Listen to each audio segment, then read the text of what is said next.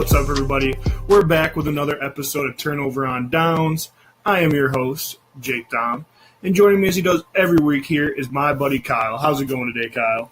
Not too bad. Nothing to complain about. How about you, Jake? I'm going pretty good.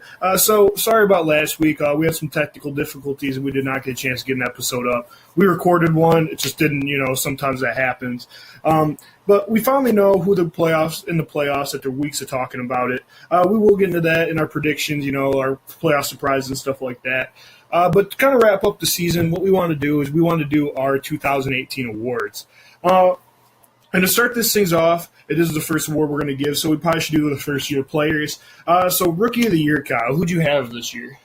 Rookie of the Year, I thought this one was a pretty easy one. I went with Barkley, the running back. He came out of Penn State, and he really kind of took over the league. He had over 2,000 all-purpose yards, which is pretty crazy, over 5 yards an attempt on the ground. And 15 total touchdowns. So he really tore it up for the Giants, and he's going to be a bright piece for them moving forward. And as a little bit of just so you guys know, this is who we think was going to deserve the award, not who we think will get it. And we also did want to do different people just so we could give other people a shout. But for me, I'm going to do Baker Mayfield. He broke the all-time rookie touchdown record, and he only started 13 games, only played 14.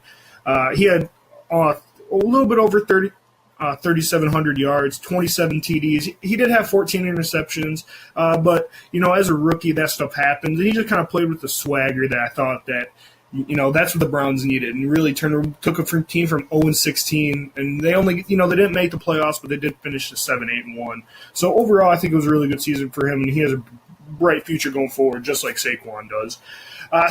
So the next award we wanted to get into was our Coach of the Year. There's a lot of good candidates for this one. You got Matt Nagy, you got Frank Reich, you got Pete Carroll. You got the obvious answers like Belichick, Andy Reid. Kyle, who'd you have for this one? For this one, I went with Matt Nagy, coach of the Bears. I think he did a really good job turning that team around. They went from last in the division to first in the division, and they, it was their first win, NFC North win since I think it was 12. So it's been a while for them, and it's good to see them back on track. He just did a really good job, obviously coaching, making the most out of the defense, and then getting Trubisky into a spot where he can make those plays and win the games for him. Yeah, and their offense just revolutionized this year, and they finally advanced to the new offense. For me, I'm going to go with Pete Carroll. I know this might be a little weird shout, but I just think he did a great job this year. I know they didn't win the division, but if you would have told me at the beginning of the season the Seahawks would be in the playoffs, I probably wouldn't have believed you. But he made the right changes to his staff they needed to change to improve that offense. They were first in the league in rushing this year, and not to mention how good their defense played, like good likes of Bobby Wagner and stuff like that. I just think that he's just showing that he's arguably one of the most underrated coaches in the league, and now we got a shot to go prove in the playoffs against the Dallas team. But we will get into that game later on.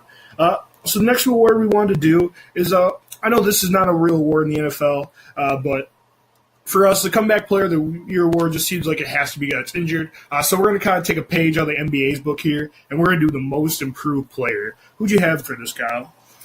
For this one, this was a pretty tough one for me. I think there was a lot of good picks. I ended up going with Christian McCaffrey, for the Panthers. He had double the rushing yards that he did last year, which I thought was really impressive. A couple hundred more receiving yards as well. He averaged over 5 yards a carry for a little under 1,100 yards, and then had 13 touchdowns. So pretty impressive year for them. One of the bright spots on their team. With just kind of how the season unravels for the Panthers, but overall, McCaffrey looks like he's going to be good moving forward. Yeah, and then there was a bright spot for him, that Panthers team. It would be McCaffrey in the way that second player played, because second-year player played, because a lot of people did, judge that pick, and he was the heart and soul of that offense this year and really showed that it was worth that high-round draft pick. For me, I'm going to I know this might sound a little bit of a homer, but Kenny Golladay, last year he only had a little bit less than 500 yards, and he broke 1,000 this year with only starting 15 games. And not to mention the injury trouble he did have the last couple games. And that was with our offensive struggling. He's a second-year player, and he's just a game changer. He caught 5 touchdowns this year. And, he really made the big plays when they mattered for us in the games that we did win. That wasn't a lot this season. But he definitely was a bright spot moving forward into our offense, and I'm excited to see where he goes. So the next award we wanted to do was Offensive Player of the Year. There's so many guys for this. I think you give Saquon a look, McCaffrey, and just so many other guys. But who'd you have for this one, Kyle? For this one, I went with Todd Gurley. He had another incredible year. Over 1,800 yards, just below 5 yards a carry on the ground, and then the really big spot: 17 rushing touchdowns and another 4 receiving. So 21 total touchdowns for his team. That really just kind of powered that incredible LA offense. Yeah. He played amazing. Gurley's arguably the best running back in the league. For me, I went same side of the ball, obviously, but Tyreek Hill. He had almost 1,500 yards receiving, 12 TDs, and he was really the game breaker for that Kansas City offense.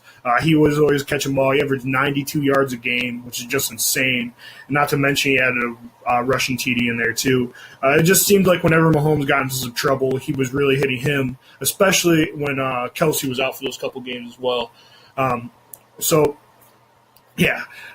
moving on to the next award, Defensive Player of the Year. Who do you have for this one, Kyle?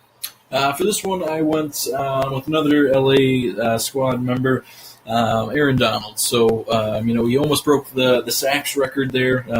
He finished with, I think it was at 20 and a half. Pretty impressive there. Just under 60 total tackles, so pretty impressive. And then, he was really kind of one of the few bright spots in that defense that really, I think, wasn't up to, what they expected coming into the season. Yeah, and, he played amazing. I honestly probably would go that route if I was given this award. But, just to be a little different, I actually went to arguably the biggest Pro Bowl snub of the year, the rookie for the Indianapolis Colts, Darius Leonard. I know it sounds crazy to put a rookie in this award, but, he led the league in tackles, 163 total tackles. Not to mention he had 2 interceptions, 4 forced fumbles, and 2 fumble recoveries. As a rookie to lead a league in tackles like this, how he didn't make the Pro Bowl, that's a whole different argument. But I just think the future is super bright for this kid, and I definitely thought he deserved the shout outside of Gurley. Outside of Donald, I'm sorry. So the biggest award of the year, the one that everyone's been talking about all season, we got Mahomes, we got Breeze. Obviously, you got the normal names like Brady. You can throw Big Ben and a lot of other guys in there. Who'd you have for this one, Kyle? For this one, I went ahead with, the person that I think will get it, which is Mahomes. Just an incredible season out of him. He had I lost my stats there. He had, just under 5,100 yards, so pretty impressive. 50 total touchdowns, which he's only, I think it was the 3rd player to ever do that, and only the 2nd to throw over 5,000 yards and at least 50 touchdowns. So, and even only 12 interceptions too, which is pretty impressive for what's pretty much a rookie quarterback there. I think he will get the nod, and I think he deserves the nod from the voters. Yeah, and also to that 5,000 yard fact, he's also the first quarterback to throw 5,000 yards in college and pros. First quarterback to do that as well. Very cool. So I don't know if you've seen that, but I kind of agree with Kyle. I do think Mahomes is going to grab this award. But for my guy, I kind of want to give Andrew Luck a shout. I know he has a big game this week coming up, but he threw for 4,500 yards, 39 TDs, and 15 interceptions. He probably will be the comeback player of the year, I think, coming off that injury and really turn around this offense. We've seen this team the last couple of years without him, and I just think it really shows you how good this team could be when he's under home, even with all the big holes they do have on that roster. But hopping into that's all we have for the awards. But hopping into this week's playoffs, before we get into the games, what we wanted to do is we wanted who was the most surprising team what team most surprised you getting into the playoffs this year, Kyle? The most surprising team that made the playoffs, I'm going to go ahead and say the Chiefs. I think a lot of people, especially in Kansas City, had a really high hopes for Mahomes, but I don't think that anybody expected him to have this big of an impact this early in his career. So, Andy Reid really coached that team, and then obviously, Hunt earlier on in the season, and then Hill just kind of killing it for them all season. They really kind of surprised, I think, just about everybody with their number 1 seed. Yeah, and that was super surprising. I was looking at my preseason predictions. I didn't even have them making the playoffs, not even getting a wild card spot. So it was definitely surprising me. Mahomes really came out and proved a lot of the doubters wrong. And, a lot of people said they shouldn't have got rid of Alex Smith, but they definitely proved that fact wrong.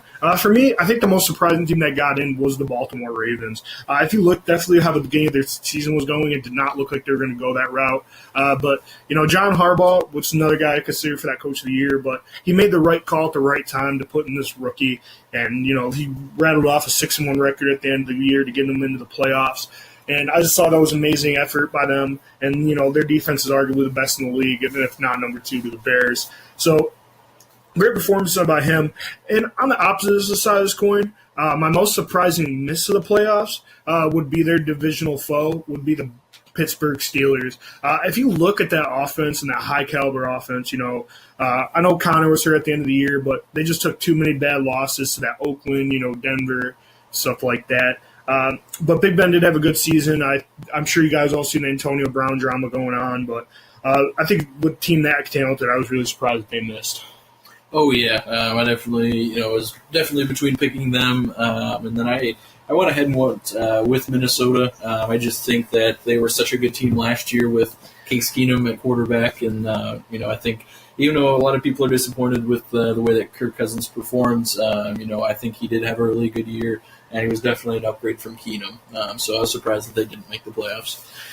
All right, so getting into these games, so for you guys that don't know, the playoff picture currently sits. The games, we're going to have the Colts at the Texans, Seahawks at the Cowboys, and then we got Chargers at the Ravens, and then Eagles at the Bears. So that does mean that Kansas City to get that first-round bye along with the Patriots, and then we got the Saints and the Rams on the other side. So the first game, we're just going to break it down in biological order here, is we got the Colts and the Texans. Who do you got in this one, Kyle? So this is a pretty tough one for me. I think Indy is a really, really good team, especially with Andrew Luck, Marlon Mack, all those defensive pieces that really have shined this year for them. I'm going to go with the home squad, take Houston, probably pretty close. I don't think they're going to score a whole lot of points. I would say maybe 23-20, but I think Deshaun Watson is going to do enough. At the end, maybe hit Hopkins for a game-winning touchdown, something like that. I think they'll pick up the win. Yeah, and I think a lot of these games this week is, it's a toss-up between these two teams. We got a lot of good ones, and I'm excited. I'm actually going to disagree with you, though. I'm going to go with the Colts. I think if you look at these teams, Andrew Luck has been there and did it before. Just not too long ago, he was in the AFC Championship game against the Patriots. That's that famous Deflategate game. But he obviously has some playoff wins under his belt, and he just looks super good this season. And, Eric Ebron, T.Y. Hilton, and those weapons, I think it's going to be enough to beat that Texans defense, especially with their wide receiver core outside of Hopkins not looking that great. But that should be a good one. I think I got the Colts something by a score of 27-24. But the next game later that day is, for me personally, I think this is the most clear-cut game I think is going to win. But we got the Seahawks at the Cowboys. Who do you got in this one, Kyle? For this one, I went ahead and picked Seattle. I think this is going to be another pretty low-scoring game. Obviously Wilson and Zeke, but their defenses on both sides of the ball are really good. But I think Wilson has, he's done it in the past. He's got the Super Bowl win. He's been to 2. I just think the Dallas team is a little bit too young, and they really don't have, in my opinion, have that big of a home field advantage. It seems like they never really play up to par when they're in Jerry World. So I think Seattle will squeak it out. Yeah, and I think just because of the points you said, Kyle, you're exactly right on the money. Russell Wilson's been there and did it before. Dak Prescott's such a streaky player. We don't know which version of him we're going to get.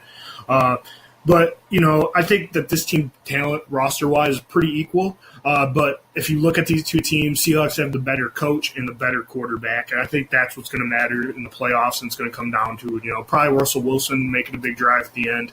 I got the Seahawks 24-17. But the next game that we want to talk about is that we got the Chargers at the Ravens. The Chargers have been one of the best teams in the leagues this year.